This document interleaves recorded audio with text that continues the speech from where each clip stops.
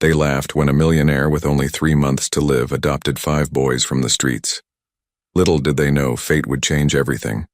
Drop your location in the comments. I love knowing where my viewers are from. Let's get into the story. The manila envelope sat unopened on Alexander Morgan's mahogany desk, casting a long shadow despite its thinness. Through the floor-to-ceiling windows of his penthouse office on the 52nd floor, Manhattan sparkled like a jewel box, oblivious to the devastation contained in that simple folder. 3 months, Alexander whispered, finally breaking the silence that had engulfed the room since his personal physician had left. 3 months to live. The words hung in the air, as tangible as the rare artwork adorning his walls. At 58, Alexander Morgan had built an empire that spanned continents. The Morgan Investments logo crowned buildings in 12 countries. His net worth would make small nations envious, and none of it mattered now. Alexander loosened his silk tie and poured himself 3 fingers of 30-year-old scotch. The amber liquid caught the dying sunlight as he raised it to his lips. It tasted like ash. "What legacy am I leaving?" he asked the empty room. His voice, normally commanding in boardrooms, sounded hollow even to his own ears. His wife, Elizabeth, had succumbed to the same disease 5 years ago. They had never had children, always too busy building the empire, always thinking there would be time later. Now there was no more later. Alexander moved to the window, watching the tiny figures scurrying below like ants. How many of them were rushing home to families? How many had someone waiting? The thought sent a wave of loneliness crashing over him. Memories flooded back. His childhood in a cramped apartment in the Bronx. His mother working 3 jobs after his father abandoned them. The scholarship that had been his ticket out. The relentless climb to the top. He had promised himself he would never be vulnerable again, never need anyone again. And he had succeeded. Brilliantly. Terribly. His phone buzzed. Another board meeting. Another acquisition. Another billion to add. To accounts that would soon belong to distant relatives who had never bothered to know him. Alexander Morgan, master of the universe, was going to die alone. He set down his untouched drink and straightened his tie. The mask of the ruthless businessman slid back into place as he gathered his papers. But something had cracked inside him, something fundamental. He stepped into the elevator. Alexander made a silent vow. His remaining days would mean something. He just didn't know what, or how. The elevator doors closed on the empire he had built and the emptiness it contained. The charity gala had been unbearable. Alexander adjusted his bow tie as his driver navigated the late-night streets of Manhattan. His mind kept returning to the diagnosis. 3 months. The sympathetic murmurs and calculating glances from those who'd caught wind of his condition made him feel like a commodity whose stock was plummeting. "Take the next right, James," Alexander instructed suddenly. "The shorter route home." The limousine turned into a narrower street, its headlights sweeping across storefronts closed for the night. As they approached an alley between 2 buildings, Alexander glimpsed movement in the shadows. "Stop the car, sir." Just for a moment. Against his driver's concerned protests, Alexander stepped out into the December chill. The forecast had mentioned snow before morning. He approached the alley cautiously, his Italian leather shoes clicking against the pavement. 5 huddled forms became visible. Boys, using cardboard and newspapers as blankets. The oldest couldn't be more than 15, the youngest perhaps 7 or 8. They were awake instantly, alert like prey animals sensing danger. "Easy," Alexander said, raising his hands. "I'm not police." The oldest boy stood protectively in front of the others. "We ain't doing nothing wrong. This is private property, but the owner said we could stay until they start construction." Alexander noticed they were organized with their few possessions neatly arranged. There was an intelligence in their eyes that struck him, particularly the oldest and the smallest. "What are your names?" he asked. Silence. Then the oldest spoke again. "I'm Ethan. These are Tyler and Thomas." He gestured to identical boys around. 13. That's Lucas, a thin 11-year-old with artistic hands.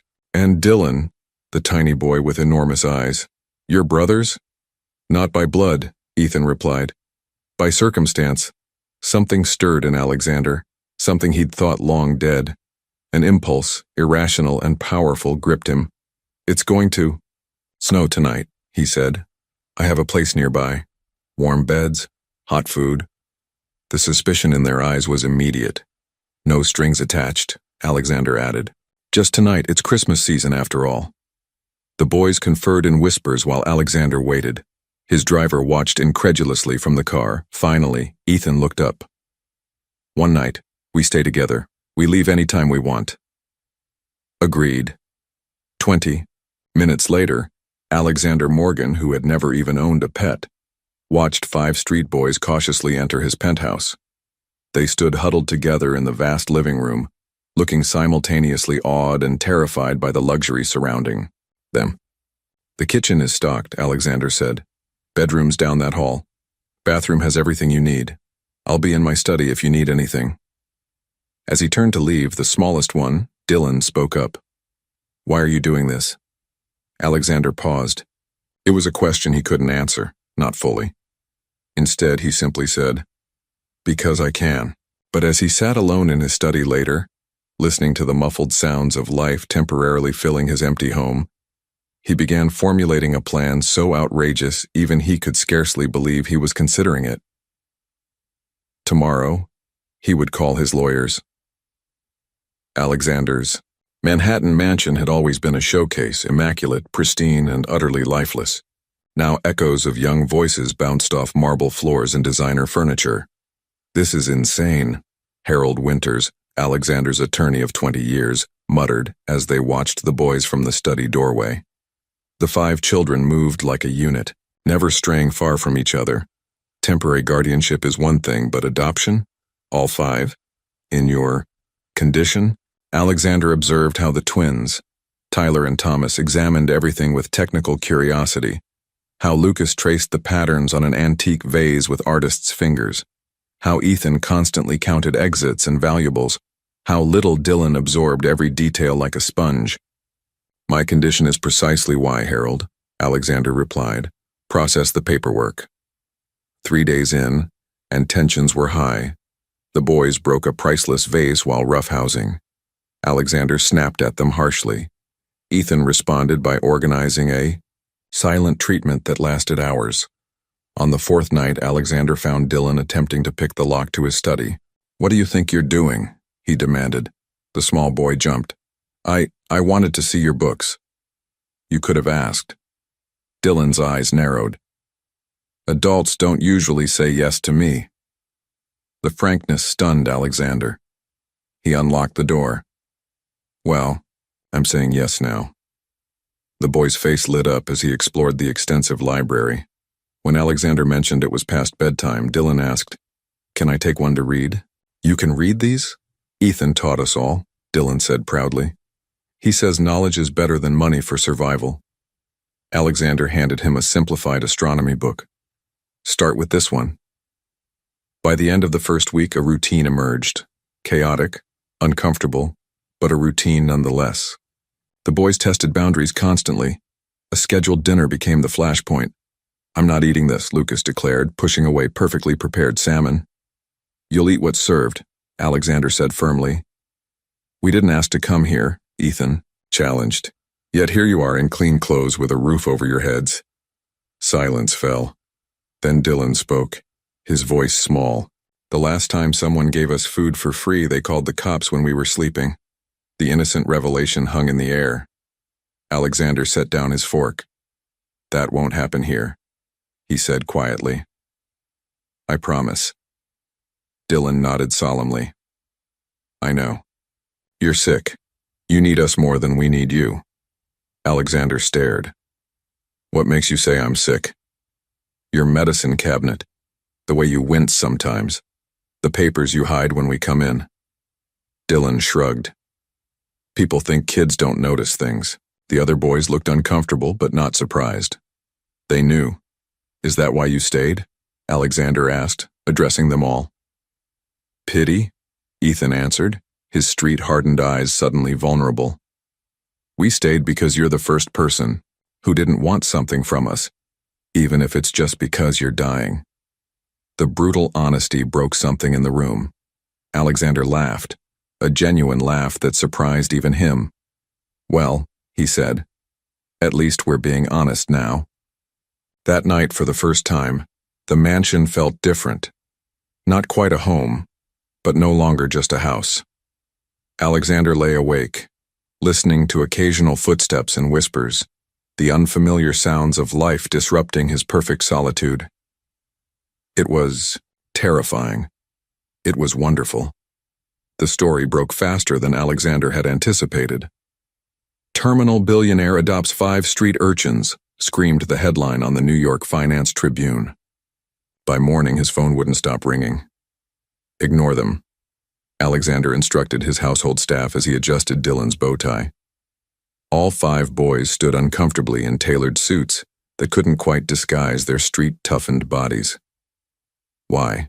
Do we have to go to this thing again?" Thomas asked, pulling at his collar. "Because," Alexander said patiently, "the annual Children's Hospital benefit is important, and because people are talking about us," Ethan stated flatly. Alexander met his eyes. "Yes, and I want them to see what I see." The grand ballroom of the Waldorf Astoria glittered with Manhattan's elite. Conversations hushed momentarily as Alexander entered with his entourage of children.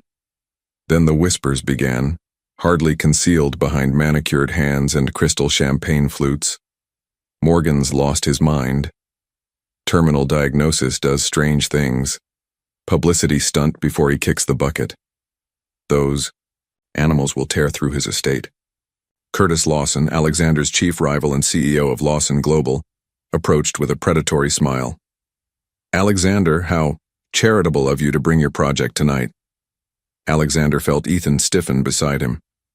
"They're my sons, Curtis. Not a project." Lawson's smile didn't reach his eyes. "Of course. Though one wonders if the Morgan Investments Board shares your paternal enthusiasm, especially given your health concerns."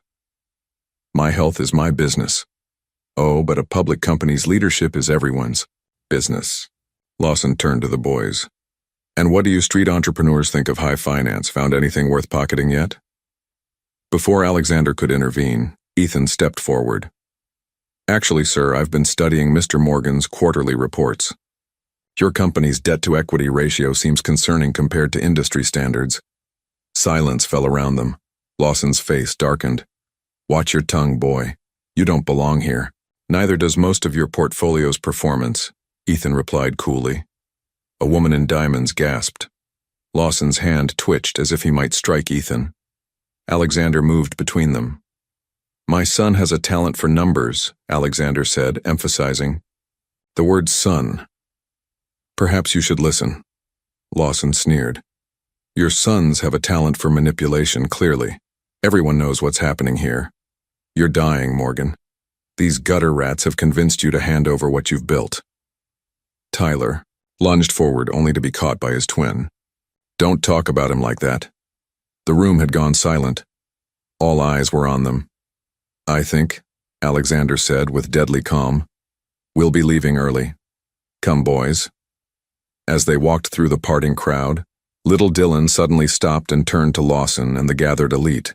"You think we're using him because he's dying," the small boy said clearly. "But you're the ones who left him alone when he got sick." The truth of it hung in the air like crystal. No one spoke as Alexander guided his new family out of the ballroom. In the limousine, Alexander expected anger, perhaps tears. Instead, the boys were quiet until Lucas finally asked, "Do you care what those people think?" Alexander considered this. "I used to, very much." "And now?" He looked at these 5 fierce, loyal children who had defended him, not his money. The realization struck him like lightning. "Now I care what you think. All of you." The boys exchanged glances, a silent communication they developed on the streets. Finally, Ethan spoke for them all. "Then we think it's us against them," he said simply. "And we're not losing." Alexander Morgan was not accustomed to failure. The humiliation at the charity gala had ignited something within him. a determination to prove that his boys deserved respect, not scorn. "We're hosting a dinner party," he announced over breakfast 1 week later. "The most influential people in Manhattan will be here." The boys exchanged skeptical glances. "Why?" Lucas asked, his artistic hands nervously rearranging his silverware. "They made it clear they don't like us." "Because," Alexander explained, "in this world, respect is earned. Sometimes by proving people wrong." The next 2 weeks transformed the mansion into a training ground. Alexander hired the city's finest etiquette coach, a stern Frenchwoman named Madame Beaumont, who marched into their lives with military precision. "Back straight, Dylan. Knife on the right, Thomas. One does not reach, Tyler. One asks to pass the salt." The boys endured endless lessons on proper dining, conversation topics, and social niceties. They practiced introductions and memorized the backgrounds of expected guests. Alexander had suits custom-tailored for each of them, watching with unexpected pride as they gradually transformed, at least on the outside. "This is stupid," Ethan muttered during their final rehearsal, adjusting his cufflinks. "They'll never accept us." "It's not about acceptance," Alexander replied, surprising himself with the realization. "It's about dignity, about showing them you belong wherever you choose to be." The night of the dinner arrived. The mansion gleamed. Exquisite flower arrangements adorned every table. The world-renowned chef they'd hired had prepared a 7-course meal that would impress even the most discerning palates. 7 o'clock came, then 7:30. By 8, only 6 couples had arrived out of 30 invitations. Alexander recognized the calculated insult immediately. "Perhaps the traffic," his housekeeper suggested, but her eyes held pity. The few who did attend made their disdain evident. Conversations halted when the boys approached. Questions were directed at Alexander as if his sons were invisible. When Lucas accidentally knocked over a water glass, the snickers were barely concealed. The breaking point came during dessert. Regina Whitfield, wife of a prominent hedge fund manager, accidentally spilled red wine on Lucas's new suit.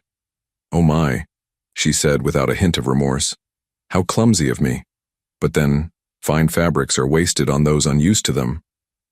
Alexander saw the hurt flash across Lucas's face before the boy masked it with the practiced indifference of someone accustomed to cruelty. Before he could intervene, he overheard Whitfield's husband speaking to another guest. "Morgan's little deathbed charity project is quite the spectacle, isn't it? Wonder how long it'll take these street rats to drain his accounts once he's gone." The room seemed to freeze. Alexander looked around at the sneering faces, the barely disguised contempt. Then his eyes found his boys, 5 children trying so desperately to be what others wanted, to earn a place they shouldn't have had to fight for. Something inside Alexander Morgan, the ruthless businessman who had crushed competitors without remorse, broke and reformed into something stronger. He stood tapping his glass for attention. "I want to thank you all for coming tonight," he said, his voice steady. "Your presence has been educational, for my sons and for me." Confused glances circulated around the table. "You see, I invited you here thinking I needed your approval. That, my boys needed it." Alexander placed a hand on Dylan's shoulder. "I was wrong. Tonight has shown me that some of the finest suits in Manhattan cover the poorest characters." Gasps rippled through the room. "This dinner is concluded," Alexander announced. "James will show you out." After the stunned guests departed, the 6, Morgan sat in silence at the enormous dining table. "Did we fail?" Dylan asked in a small voice. Alexander looked at their dejected faces and felt a fierce protectiveness he'd never experienced before. "No," he said firmly. "They failed. They failed to see what I see." "What's that?" Thomas asked. Alexander's voice grew soft but certain. 5 extraordinary boys who survived extraordinary circumstances, who deserve extraordinary opportunities. He paused. "And we're going to create those opportunities ourselves." For the first time since entering his home, all 5 boys smiled at him simultaneously. A tiny miracle that meant more than any business deal he'd ever closed. The mansion underwent a transformation. Alexander, who had always delegated home matters to his staff, found himself deeply involved in creating spaces for his new family. The formal sitting room became a comfortable gathering place with oversized couches. The rarely used kitchen expanded to accommodate cooking lessons that all 6 of them attempted, with varying degrees of success. "This is the 3rd time we've set off the smoke alarm," Tyler laughed as they aired out the kitchen after a particularly ambitious attempt at lasagna. "The fire department knows us by name now," Thomas added, wiping sauce from his face. Even Alexander joined in the laughter, a sound that was becoming more common in the house that had known only silence for years. As the weeks passed, Alexander noticed each boy's distinct interests emerging more clearly. During a quiet afternoon in his study, he observed Ethan poring over financial reports. "You understand those?" Alexander asked, genuinely surprised. Ethan nodded without looking up. "Hey, numbers make sense, people don't." Alexander arranged for a former colleague, a mathematical prodigy turned investment guru, to tutor Ethan. The boy's aptitude stunned them both. The twins revealed their fascination with technology when Alexander caught them dismantling and reassembling his spare laptop. "We can put it back," they exclaimed in unison. "I'm counting on it," Alexander replied, then added, "There's an engineering lab in the East Wing. It's yours now." Lucas's artistic talent emerged through doodles that transformed scrap paper into works of art. Alexander hired a renowned artist to mentor him, watching with pride as Lucas's confidence grew with each sketch. For Dylan, the youngest, it was books, especially science and medicine. Alexander found him one night surrounded by medical texts from the library. "You can read these?" Alexander asked, picking up a complex anatomy book. "Most of it," Dylan replied. "The body is like a machine. If you understand the parts, you can fix what's broken." Alexander's eyebrow raised. "Is that so?" The boy nodded seriously. "Like you. You're broken, but maybe not forever." The innocent comment hit Alexander hard. As his health deteriorated, the fatigue becoming more persistent, the pain requiring stronger medication, he had begun preparations for the inevitable. His lawyers had solidified the adoption and updated his will, ensuring the boys would be cared for. But he had accepted his fate. Until now. That night, Alexander made calls to specialists around the world. By morning, a team of tutors had been assembled, not just in academics, but in each boy's specific interests. The mansion hummed with new energy as learning spaces were created and schedules arranged. "Why are you doing all this?" Ethan asked one evening, finding Alexander reviewing their educational plans despite obvious exhaustion. Alexander considered the question. 3 months ago, he would have had no answer. Now, he had 5. "Because time is precious," he said simply. "And I want to give you as much of mine as I can." What he didn't say, what he couldn't bring himself to admit, was how these 5 street-tough boys had awakened something he thought had died with his wife. Hope, purpose, the fragile belief that perhaps he had found something worth fighting for. Later that night, pain kept Alexander awake. He wandered to the kitchen for water and medication, only to freeze at the sound of hushed voices from the library. At 3 in the morning, all 5 boys should have been asleep. Silently, he approached the partially open door, prepared to scold them for breaking curfew. What he saw instead would change everything. Alexander stood silently in the doorway, anger rising at the broken curfew. The library was dimly lit, but he could see all 5 boys hunched over the large oak table, surrounded by stacks of books and papers. Medical journals, financial reports, and complex diagrams covered every surface. He stepped forward, ready to reprimand them, when Dylan's small voice stopped him. "The treatment protocol needs modification. His type of cancer responds better to this combination, see?" The child pointed to a complex medical chart that Alexander recognized from his own oncologist's office. "We'd need access to experimental treatments," Ethan replied, scribbling calculations. "That requires money, big money, which we can generate using the algorithm," Thomas said, as Tyler nodded in agreement. The market patterns are predictable if you zoom out far enough. Lucas was sketching something. Alexander could see it was a detailed diagram of what appeared to be a medical device. What is going on here? Alexander's voice cut through the room like a knife. 5 heads snapped up, faces frozen in guilt and fear. For a moment, no one spoke. Then Ethan slowly stood. "We know how to save you." Alexander stared, certain he'd misheard. "What did you say?" Dylan approached cautiously, clutching a folder. "Your cancer. It's aggressive, but there's a path forward that your doctors haven't tried." Alexander looked at the folder, then at each boy in turn. "How could you possibly?" "We're not what people think we are," Ethan interrupted. "None of us." One by one, they explained.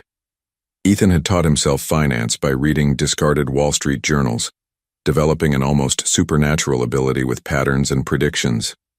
The twins had been fixing and reprogramming discarded electronics since they were 7. Lucas could reproduce anything he saw with perfect accuracy, including complex medical illustrations. And Dylan, the youngest, had spent hours in hospital waiting rooms, reading medical texts while waiting for the free clinic to treat whatever ailments plagued them on the streets. "We found each other because we were different," Ethan explained. "Kids like us don't survive alone." Alexander sank into a chair. "So you knew who I was. When I found you in that alley, we recognized you," Ethan admitted. "Morgan Investments. Your photo was in the business section the day before. You planned this?" Alexander felt a crushing wave of disappointment. "All of it was a calculation?" Dylan's small hand touched his. "No, we didn't plan for you to find us. But when you did..." The boy hesitated. "When you did, we saw a chance, not just for shelter, but to do something important." "Important," Alexander echoed. "Your money can fund research that would take decades otherwise," Tyler said. "And you can give us the resources to develop our ideas," Thomas added. "Ideas that could help people, like you." Lucas's voice was barely audible. Alexander looked at the work spread before him, the complex calculations, the innovative approaches, the sheer brilliance that had been hidden behind 5 pairs of wary eyes. "Why?" he asked finally. "Why try to save me? Why not just wait for the inheritance?" The boys exchanged glances. Finally, Ethan spoke for them all. "Because you're the first person who looked at us and saw something worth keeping." The simplicity of the answer broke something in Alexander's chest. These children, these brilliant, calculating, wounded children, had been planning to save him while he had been planning to die. "Show me," Alexander said, wiping unexpected moisture from his eyes. "Show me everything." As dawn broke over Manhattan, 6 figures remained hunched over the library table, their shadows merging into one as they plotted against death itself. The morning after their revelation, Alexander called an emergency meeting with his medical team. The doctors listened with polite skepticism as he outlined the alternative treatment approach, carefully omitting that it had come from a child. They promised to look into it, with the patronizing tone reserved for terminal patients grasping at straws. "They won't help," Dylan said when Alexander returned home, frustration evident. "They think you're desperate." "I am desperate," Alexander admitted, sinking into his chair. The pain had been worse lately, a constant reminder of his dwindling time. "Then we do it ourselves," Ethan declared, his street-hardened confidence unwavering. "We have the resources." Over the next week, Alexander watched in amazement as his makeshift family transformed parts of the mansion into what they called Project Phoenix. The East Wing became a research space where Dylan and Lucas worked on treatment protocols. Alexander made discreet arrangements to access experimental medications through his global connections. Meanwhile, Ethan and the twins developed a revolutionary market prediction algorithm, combining the twins' programming skills with Ethan's uncanny financial instincts. Alexander provided historical data from Morgan Investments, astounded by how quickly they identified patterns that had eluded his top analysts. For the first time since his diagnosis, Alexander felt a dangerous emotion creeping in. Hope. It couldn't last.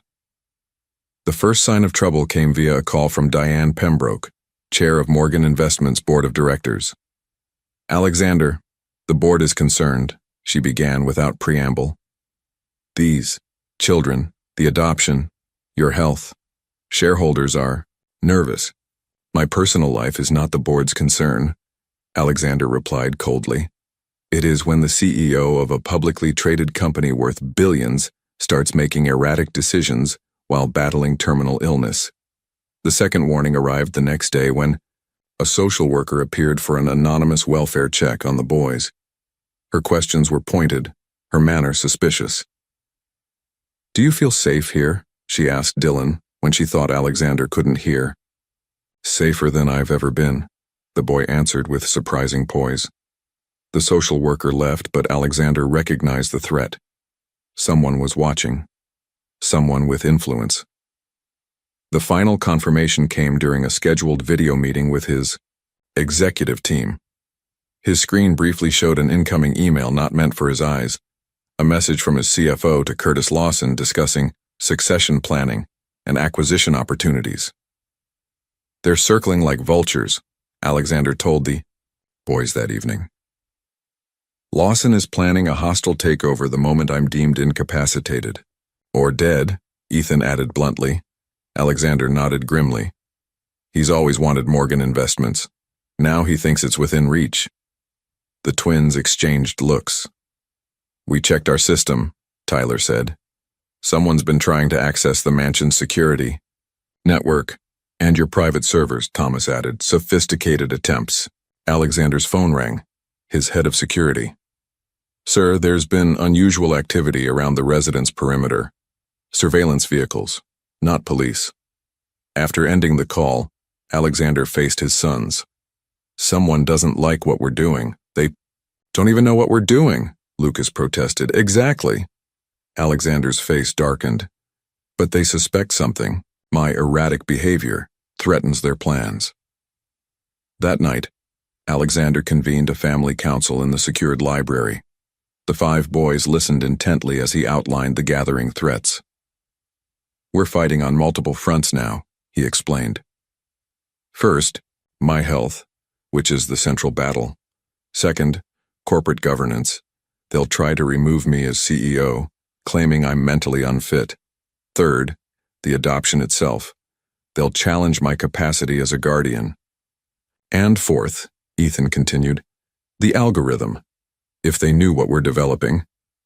Alexander nodded. "It could revolutionize market prediction, worth billions."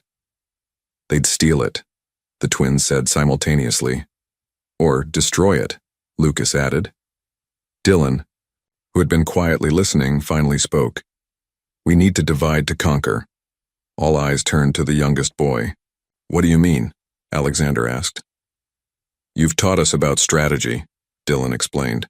"When outnumbered, create confusion among your enemies." A slow smile spread across Alexander's face. "Divide their attention. Make them fight each other." Ethan caught on, his street-smart mind racing. The plan took shape as the night progressed. The 6 Morgans, a family forged in desperation but now bound by something stronger, mapped out their defense. Alexander would throw himself into a highly public charitable initiative, drawing attention away from their private work.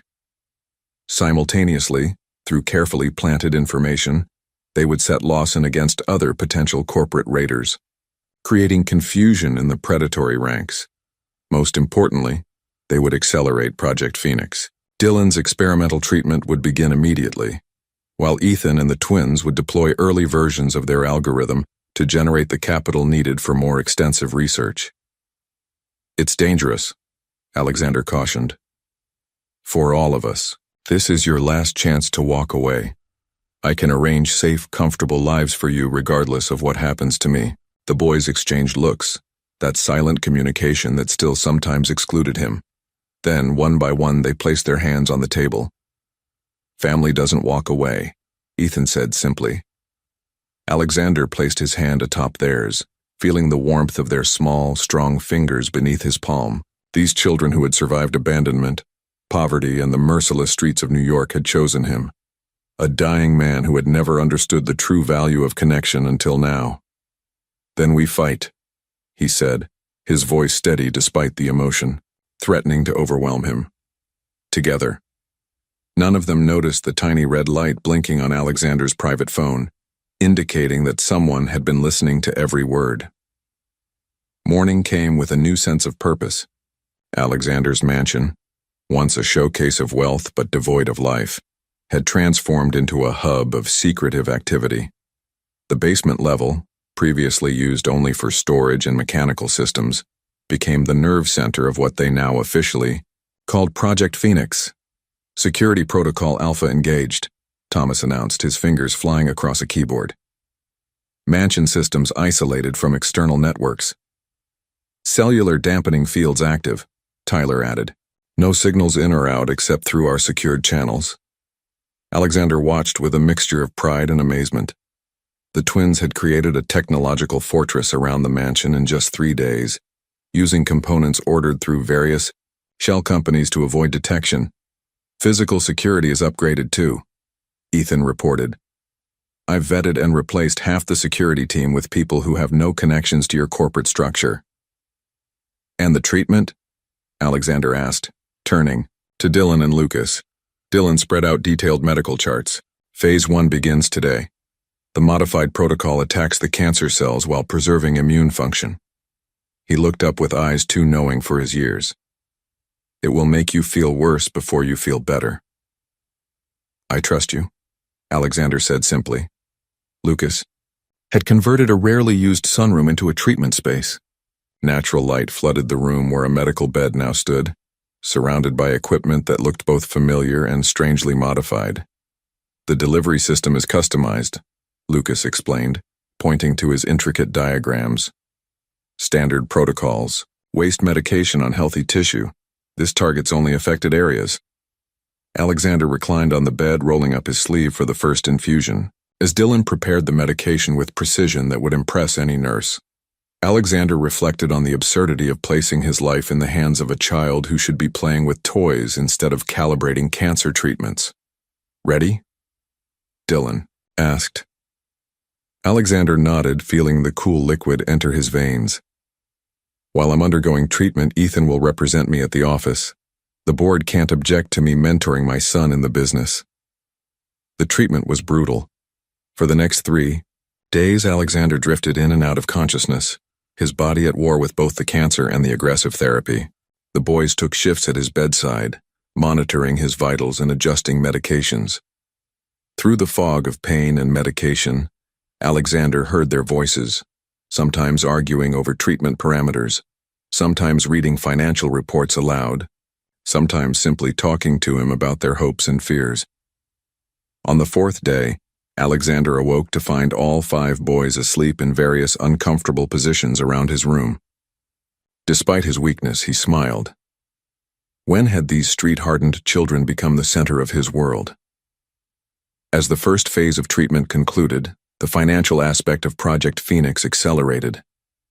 Ethan had been making daily appearances at Morgan Investments, absorbing information like a sponge while discreetly gathering intelligence on Lawson's takeover plans. "He's approaching key shareholders," Ethan reported during their evening strategy session, "offering premium buyouts conditional on board reorganization." Translation: "Get rid of me," Alexander said, still weak but clear-headed.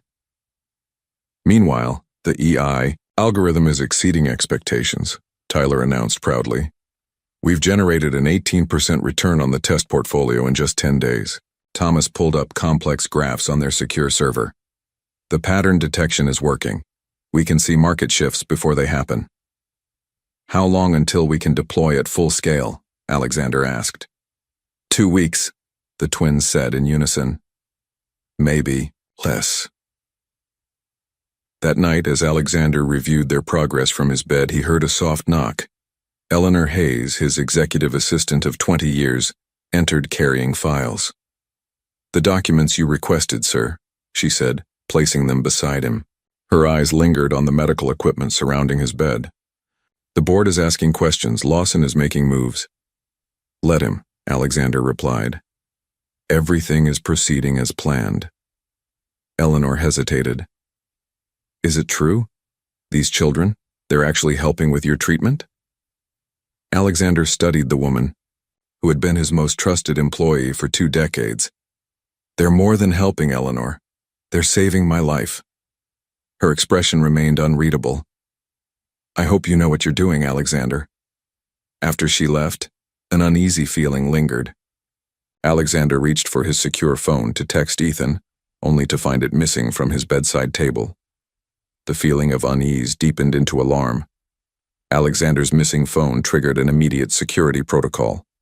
The twins activated tracking systems, while Ethan interviewed each staff member who had access to the treatment room. Nothing, Ethan reported, frustration evident in his voice. The tracking shows it's still in the mansion, but we've searched everywhere. Could it be malfunctioning? Alexander asked, still weak from his treatment. Our tech doesn't malfunction, Tyler stated with absolute confidence. The answer came at dawn. Lucas, who had been monitoring the mansion's modified security cameras, burst into Alexander's room. You need to see this, he said, placing a tablet in Alexander's hands. The footage showed Eleanor Hayes entering Alexander's room while he slept. She took his phone, photographed documents related to Project Phoenix, and replaced everything carefully before leaving. When was this? Alexander asked, his voice barely a whisper. Last night. After her visit, Lucas answered. There's more, Dylan added, stepping forward. The secure server shows someone accessed our treatment protocols from inside the mansion. Alexander closed his eyes briefly. 20 years of loyalty, or so he had thought. Find her. Now. They discovered Eleanor in her office at Morgan Investments, calmly working as if nothing had happened. When security escorted her to a private conference room where Alexander waited, her composure never faltered. Why? Alexander asked simply. Eleanor's professional mask finally cracked, revealing bitter resentment. 23 years, Alexander. I've given you 23 years of my life, and I've compensated you generously. Money? She laughed harshly. I didn't want just money. I wanted recognition. Partnership. A place at your side. Her voice hardened. Then you bring in these street urchins. Make them your heirs. Give them access to everything I worked decades for. The betrayal cut deep. But Alexander kept, his voice steady. Who are you working with, Lawson? She smiled coldly. Curtis values loyalty and talent. He's promised me executive vice presidency after the acquisition. And my treatment information? My personal medical details? Insurance, she replied. Proof of your mental instability. Dying billionaire trusts street children with experimental medical treatments. The board will remove you by the end of the week. Alexander leaned forward. You've made a serious miscalculation, Eleanor. These street children are more brilliant and loyal than you could comprehend. Her confidence wavered slightly. It's too late. Lawson has everything he needs. Your little family experiment is over. We'll see, Alexander replied, signaling for security. Until then, your employment is terminated. A severance package will follow, contingent on non-disclosure agreements. After she was escorted out, Alexander returned home to find the boys implementing containment protocols. The twins had already neutralized the security breach, while Ethan assessed the financial damage. She sent Lawson everything, Ethan reported, grimly. The treatment protocols, early algorithm designs, our security setup. How bad? Alexander asked. Bad enough, Dylan said. The treatment timeline is compromised. We need to accelerate everything. Alexander looked at their worried faces. Children who should be playing sports or video games, not fighting corporate espionage and terminal illness. For a moment, doubt crept in. Was he being selfish, dragging them into his battles? As if reading his thoughts, Lucas spoke up. Don't even think about giving up. We knew the risks, Ethan added firmly. And we've faced worse odds on the streets, Thomas said. Tyler nodded in agreement. Besides, she made a critical error. What's that? Alexander asked. Dylan smiled slightly. She stole incomplete data. We've been working on decoy protocols while developing the real treatment separately. For the first time since discovering the betrayal, Alexander felt a glimmer of hope return. These extraordinary children continued to surprise him. Then we counterattack, he declared immediately. The morning after Eleanor's betrayal, Alexander Morgan collapsed. The experimental treatment, combined with stress and his already weakened state, proved too much.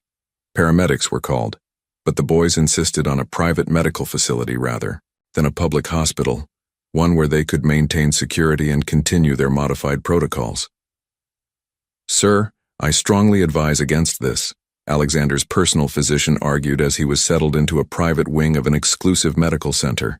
"These unconventional treatments are working," Dylan interrupted, holding up Alexander's latest blood work. "Cancer markers down 18% in 10 days. The doctor stared at the small boy in disbelief. "That's impossible." "Improbable," Dylan corrected. "Not impossible." With Alexander temporarily incapacitated, the boys implemented their contingency plan. Ethan assumed leadership, addressing the crisis with a maturity far beyond his 15 years. "We need to split responsibilities," he told his brothers in Alexander's hospital room. "I'll handle Morgan Investments and keep Lawson at bay. Tyler and Thomas secure our digital infrastructure. Lucas, manage public perception. Dylan, focus entirely on Alexander's treatment." Each boy threw himself into his designated role. Ethan, dressed in a custom-tailored suit that couldn't quite hide his street origins, marched into Morgan Investments' executive floor. The board members who had been plotting Alexander's removal found themselves facing a teenager with an uncanny grasp of their business and the legal protections Alexander had put in place. "Mr. Morgan has granted me limited power of attorney during his treatment," Ethan announced, sliding impressive legal documents across the table. "Any attempt to remove him as CEO will trigger immediate litigation and a freeze on all executive stock options." Meanwhile, the twins worked round the clock to solidify their digital defenses while simultaneously refining the market prediction algorithm. They discovered that Eleanor's betrayal had an unexpected silver lining. Lawson's technical team was now focused on deciphering the decoy algorithm, wasting valuable resources. Lucas, with his artistic talents, created a carefully crafted public narrative. Working with Alexander's PR team, he released strategic updates about Alexander's routine treatment and the ongoing mentorship of his remarkable adopted sons. Photographs showing the boys visiting children's shelters and participating in community outreach generated a wave of positive coverage that countered Lawson's whisper campaign about Alexander's competency. Dylan barely left Alexander's side. When not adjusting treatment protocols, he read medical journals and consulted discreetly with specialists around the world who had been carefully vetted and generously compensated for their confidentiality. The boy's extraordinary medical intuition, combined with boundless determination, began yielding results even the skeptical medical staff couldn't ignore. 1 week into the hospitalization, Alexander opened his eyes to find all 5 boys asleep in his room, surrounded by laptops, papers, and half-eaten meals. Despite his weakness, he smiled. This was what family looked like: messy, devoted, unrelenting in the face of challenges. "Progress report," he whispered hoarsely. Dylan jerked awake instantly. "Alexander, your markers are down 30% now. The modified protocol is working, better than expected." The others stirred, relief visible on their exhausted faces. "And Lawson?" Alexander asked. Ethan stepped forward. "Contained for now. He's making moves, but we've countered each one. The board is split." "The algorithm?" The twins exchanged proud glances. "Fully operational," Tyler announced. "We've already generated enough capital to fund your treatment for years if necessary." "And public opinion?" Alexander turned to Lucas. "Shifting in our favor," Lucas reported. "Your community initiatives are gaining traction. People are questioning Lawson's motives." Alexander studied their faces, these children who had become his reason to fight, his legacy, his family. "You've done exceptionally well, better than I could have." "We learned from the best," Ethan replied simply. As Alexander began his slow recovery, a new determination took hold. This was no longer just about surviving his illness or protecting his company. This was about proving that family, even one forged in unlikely circumstances, could withstand any storm. 2 weeks after Alexander's hospitalization, as he grew stronger daily, financial markets around the world began to shudder. What started as minor fluctuations quickly escalated into dramatic downturns across multiple sectors. "It's happening exactly as the algorithm predicted," Ethan explained, spreading charts across Alexander's bed in the private medical suite. A perfect storm of overvalued tech stocks, energy sector vulnerabilities, and banking instability. Alexander studied the data, impressed by the precision of the twins' predictive model. "And our positions?" "Protected," Tyler confirmed. "We moved assets to safety 72 hours ago." "Lawson?" Alexander asked. Thomas grimaced. "Exposed, massively. He's leveraged to the hilt in exactly the wrong sectors." Wall Street was in chaos. Financial networks broadcast scenes of panic as investors watched fortunes evaporate. The Morgan Investments offices became an island of eerie calm amid the storm, with Ethan directing operations from Alexander's office with preternatural confidence. "Juvenile Wizard of Wall Street," one financial program called him, as cameras captured the teenager conferring with seasoned executives 3 times his age. By the 3rd day of market turmoil, Alexander was strong enough to make brief appearances at the office, carefully stage-managed by Lucas to project strength while not overtaxing his recovering body. "Lawson Global is requesting an emergency meeting," his new assistant informed him. "Mr. Lawson specifically." Alexander exchanged glances with Ethan. "Schedule it for tomorrow. Here, not their offices." Curtis Lawson arrived with none of his usual bravado. His custom suit couldn't hide the strain of sleepless nights and mounting losses. Behind him followed 3 other executives who had once mocked Alexander's adopted family, all looking equally desperate. "Alexander," Lawson began, attempting to sound casual, "this market situation is unprecedented." "Is it?" Alexander replied mildly. "Our analysts predicted this correction weeks ago." Lawson flinched at the word correction, a massive understatement for what was effectively a crash decimating his company. "We need to discuss a mutually beneficial arrangement," Lawson continued. "An emergency capital infusion. A partnership, perhaps." "Partnership?" Ethan echoed incredulously. "After you attempted a hostile takeover? After you used stolen information?" Lawson's face darkened at being addressed by a teenager, but desperation kept his tone civil. "Business is business. We've all made aggressive moves at times." Alexander leaned forward. "Let me understand. You want me to save the company of the man who tried to destroy mine? Who used my illness as leverage? Who called my sons street rats?" "The market won't recover for months," one of the other executives interjected desperately. "By then we'll be insolvent, thousands of jobs lost, retirement funds wiped out." Alexander turned to Ethan. "What does our algorithm predict for companies that implement proper risk management and ethical governance?" Ethan didn't miss a beat. "Recovery within 8 weeks. Potential for significant growth in the right sectors by quarter's end." The silence in the room was deafening. Finally, Alexander stood. "Gentlemen, I'll consider assistance on one condition." "Name it," Lawson said quickly. Alexander smiled. "My sons will explain the terms. I suggest you listen carefully." As Alexander stepped out to take a scheduled medication that Dylan insisted couldn't be delayed, he heard Ethan begin outlining conditions that would reshape Manhattan's financial landscape and the lives of countless vulnerable young people throughout the city. The irony wasn't lost on Alexander. The charity case street children were now determining the fate of the very elites who had mocked them. And they were doing it not with vengeance, but with vision. The terms were laid out with precision that impressed even Alexander. Ethan, with support from his brothers, had crafted conditions that went far beyond simple financial bailouts. 50% of board seats at each rescued company must be allocated to individuals with experience in social services or education, Ethan explained.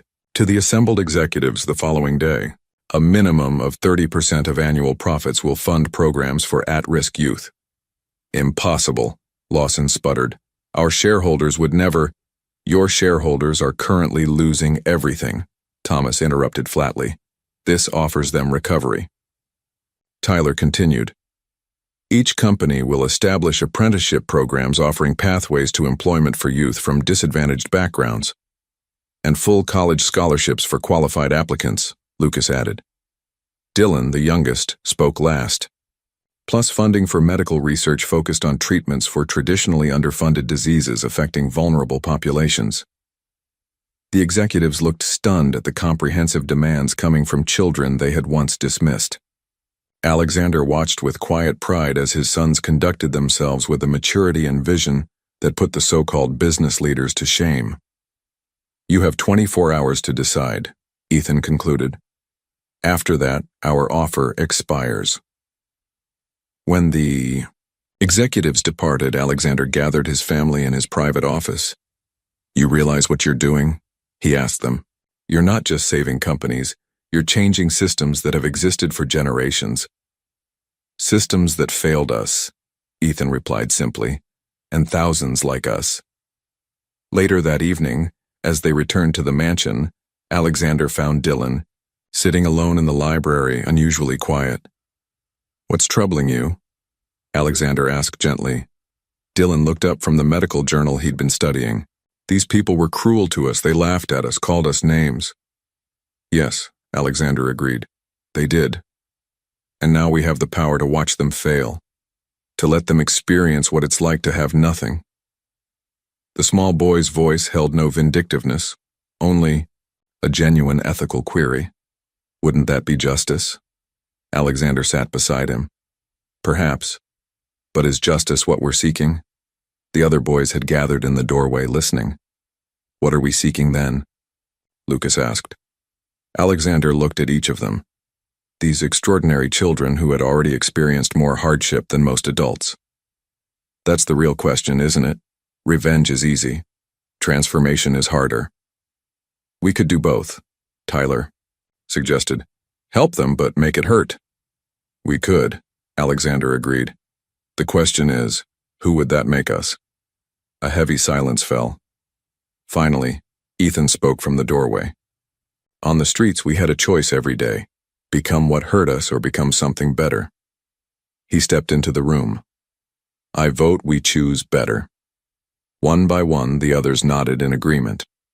The next morning, the executives returned with signed agreements accepting all conditions. As papers were exchanged, Lawson approached Alexander privately.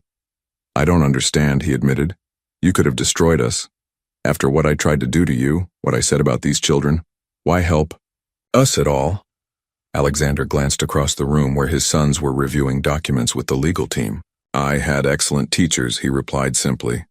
As Lawson left, thoroughly humbled, Alexander felt a strange lightness.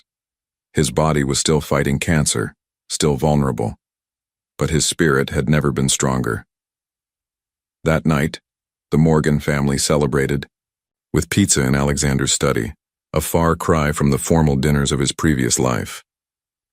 To the future, Alexander toasted with his glass of sparkling water, clinking it against the boys' sodas.